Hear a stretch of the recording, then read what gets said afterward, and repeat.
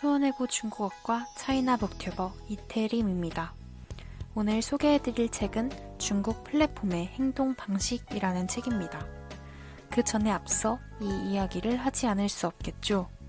전국 초중고 개학 연기, 600만 명이 넘는 확진자, 코로나 바이러스로 강제 집순이 집돌이 생활을 하게 된 전 세계 사람들, 집에 있는 시간이 길어진 만큼 휴대폰, 컴퓨터, 태블릿, TV 등 인터넷을 활용하는 시간이 늘어났는데요. 과연 우리가 하루에 접하는 플랫폼은 몇 개 정도 될까요? 우리는 이 휴대폰 하나만으로도 정말 많은 플랫폼을 사용하는데요. 자기 전 좋아하는 연예인의 피드를 보고 좋아요를 누르기도 하고 재미있는 웹툰을 보기도 합니다. 또 노래를 들으며 취미 생활을 하기도 합니다. 심지어 이 영상을 보는 유튜브조차도 하나의 거대한 플랫폼이죠. 우리는 정말 많은 시간을 플랫폼 세상 속에서 보냅니다.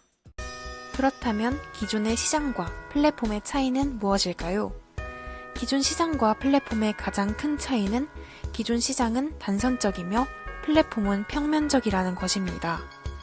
공급자에서 소비자로 이어지는 일직선의 형태인 기존 시장과는 달리 플랫폼은 공급자와 소비자를 모두 아우르는 양면적 형태라고 할 수 있습니다. 플랫폼이 만들어지는 것을 성립된다 라고 표현하는데요.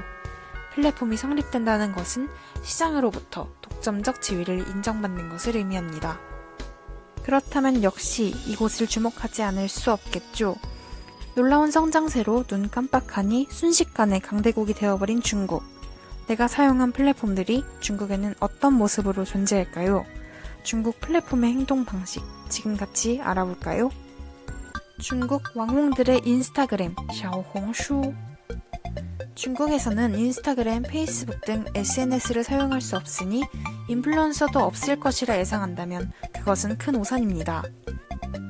중국어로 온라인상의 유명인을 뜻하는 왕로홍른을 줄인 말로 왕홍이라는 군집이 존재하는데요. 샤오홍슈는 중국의 인스타그램이라고 할 수 있습니다.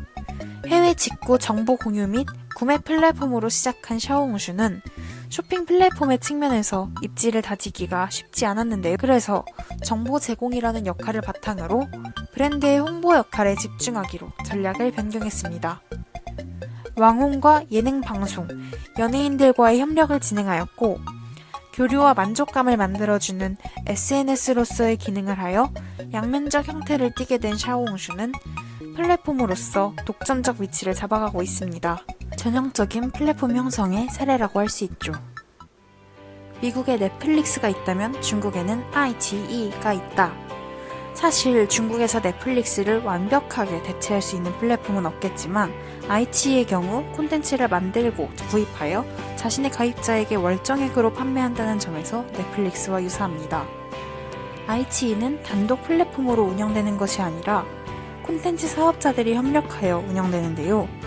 iQIYI라는 플랫폼의 경우에는 일반적인 경쟁 시장의 원리가 적용되지 않는 특이한 모습을 가졌습니다. 즉, 특이성을 가지고 성공한 사례라고 할 수 있습니다. 대륙을 넘어서 세계로 틱톡, 도인, 틱톡의 경우 폐쇄성이라는 특이성을 넘어선 특이한 플랫폼입니다. 세계 애플리케이션 다운 기준 2위를 기록할 정도로 폭발적인 성장세를 보이고 있는 틱톡. 본래 콘텐츠 플랫폼의 경우 제작자가 특정 플랫폼에 고착되는 현상이 발생하는데요. 그러나 짧은 영상의 경우 제작과 업로딩이 용이하다는 점이 이러한 문제를 해결해줍니다.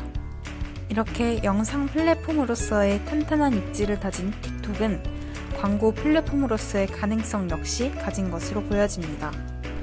우리는 정말 많은 플랫폼에 둘러싸여 살아가고 있습니다. 플랫폼 없는 세상에서 살아가는 것이 어렵다고 해도 더는 과언이 아닙니다. 지금 얼마나 많은 플랫폼이 우리 주변에 있을까요? 소비자와 공급자가 분명히 나뉘지 않는 양면적인 플랫폼의 세상에서 우리는 어떤 소비자이자 공급자가 되어야 할까요? 플랫폼이 만연한 우리 사회 속 우리 모두 현명한 소비자이자 공급자가 되어야겠습니다. 지금까지 수원외고 중국어과 차이나 북튜버 이태림이었습니다.